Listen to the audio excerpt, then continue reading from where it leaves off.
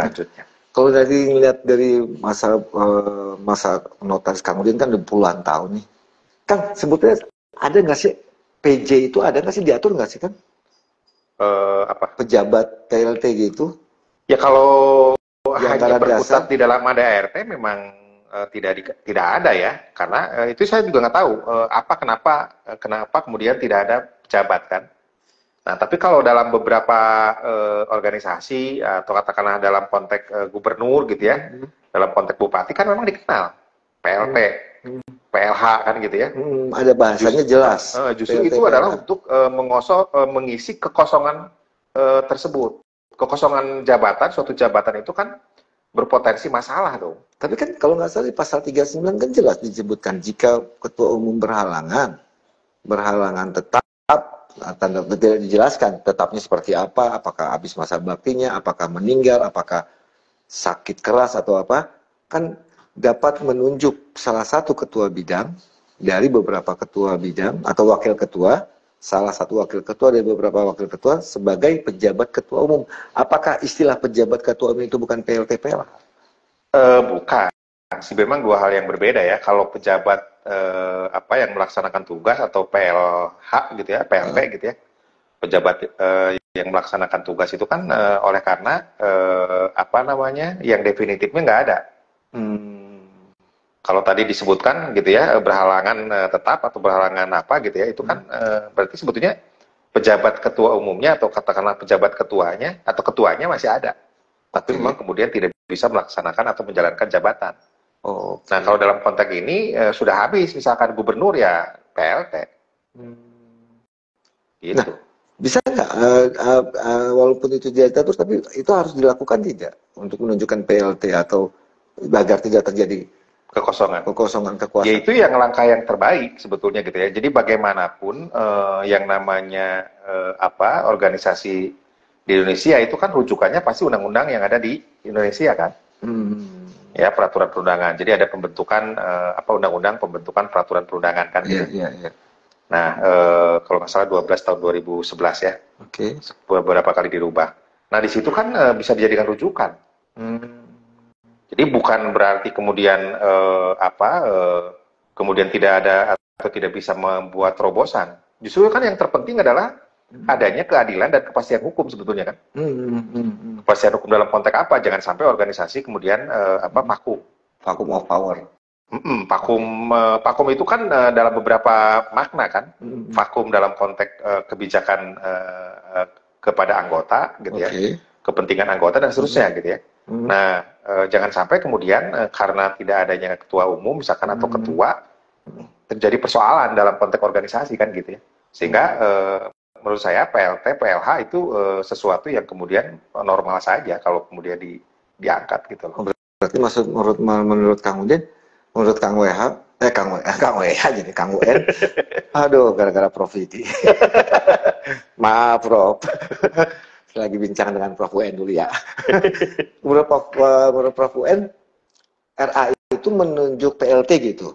Iya, jadi rapat anggota itu PLT ketua Pengda, PLT ketua wilayah misalkan.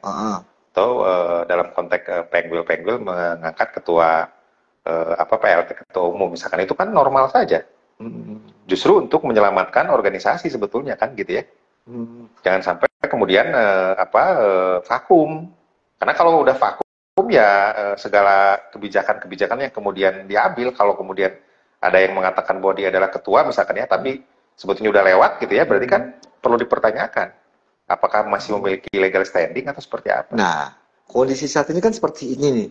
Seperti yang tadi Kang Udin, Prof UN sampaikan kan.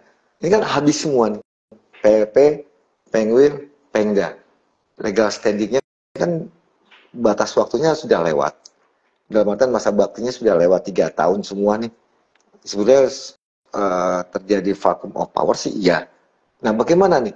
Ini kan tetap kegiatan tetap ada dilaksanakan. Nah, apakah itu bisa dilakukan di RA untuk mengesahkan kembali atau menganggap kemana gitu Kang Udin? Saya sih belum melihat lebih jauh ya dalam konteks ADART itu, karena memang mungkin ini satu-satunya ya kejadian pertama ini ya. Kalau dalam konteks PT, katakanlah anggapan kita PT gitu ya. Oke. Perbuatan-perbuatan hukum yang dulu sebelum adanya pengesahan dari sebelum ada pengesahan dari Kementerian Hukum dan HAM, bisa kemudian diratifikasi kan. Oke. Nah, apakah kemudian itu bisa diterapkan dalam konteks organisasi kan gitu ya? Nah, sepanjang kemudian itu adalah untuk kepentingan anggota, menurut saya tidak ada persoalan. Jadi meratifikasi apa yang kemudian sudah dilakukan sebelumnya. Makanya kalau saya sih sebetulnya mau diangkat PLT-nya siapapun ya nggak ada masalah. Yang penting memang kemudian adalah pilihan para anggota kan gitu ya. Iya. Nah, bukan kemudian nggak boleh si anu, boleh si anu, ya kan anggota, daulatnya di anggota kan. Anggota induksi aja mau tidak mau. Iya, makanya rapat anggota itulah yang kemudian menentukan harus seperti apa dalam konteks siapa dan seterusnya. Jadi bukan kemudian harus si anu, nggak juga. Kalau nggak kemudian mendapat pemilihan yang banyak ya tidak mungkin kepilih kan gitu.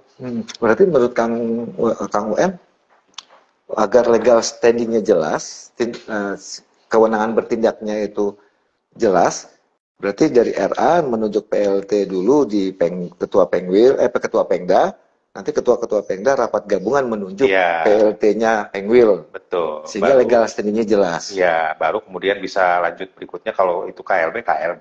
Nah ini kan merujuk ke undangan besok nih. Kalau ini belum dilakukan bagaimana pertemuan besok?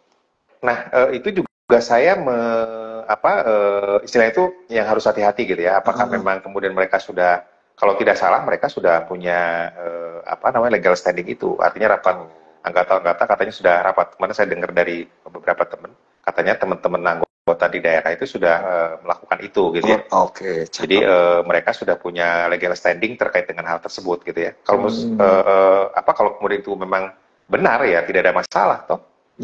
Tinggal meminta apa yang kemudian direkomendasikan oleh RDP tadi gitu ya.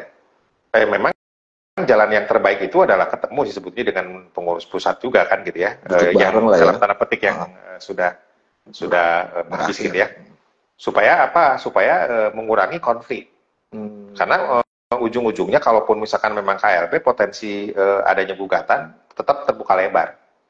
Makanya harus hati-hati sekali terkait dengan yang terutama adalah legal standing. Jadi apakah memang kemudian yang menyelenggarakan KLB atau yang mengusulkan KLB memang kemudian punya legal standing atau tidak, kan itu yang paling penting sih sebetulnya. Karena kalau kemudian sudah tidak punya legal standing, ya sudah, itu akan dengan sendirinya redup gitu kan. Gitu.